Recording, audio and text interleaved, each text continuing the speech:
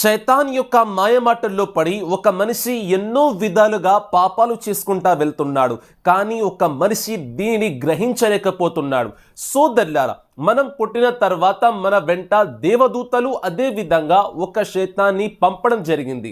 శైతాన్ ఎన్నో విధాలుగా ప్రయత్నం చేస్తున్నాడు. కంటి ద్వారా పాపం చేస్తున్నాడు, నోటి ద్వారా పాపం చేస్తున్నాడు, చెవి ద్వారా పాపం చేస్తున్నాడు, కాళ్ళ ద్వారా, చేతుల ద్వారా, మన శరీరంలో ఉన్న ప్రతి పార్ట్ ద్వారా పాపాలు చేస్తున్నాడు. ప్రళయం రోజున మన శరీరంలో ఉన్న ఇవే పార్ట్స్ అల్లాహకు సమాధానం చెబుతాయి, ఓ అల్లాహ్, నాతో ఈ యొక్క మనిషి ఈ పాపాన్ని చేయించాడు. కంటి సమాధానం చెబుతుంది, నాతో సినిమాలు చూపించాడు.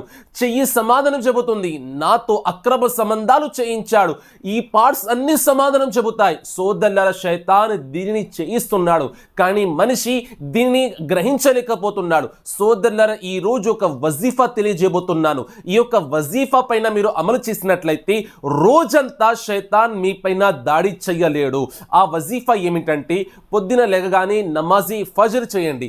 ఫర్జ్ నమాజ్ చేసిన తర్వాత ఎవరితో కూడా మాట్లాడకుండా సూరే ఇఖ్లాస్ అనగా ఖుల్ హువల్లాహు అహద్ అల్లాహు సమద్ లం యలిద్ వలం యూలద్ వలం యకుల్ లహు కుఫువన్ అహద్, ఈ యొక్క సూరాను మీరు 10 సార్లు చదువుకొని మీ పైన దమ్ చేసుకోండి.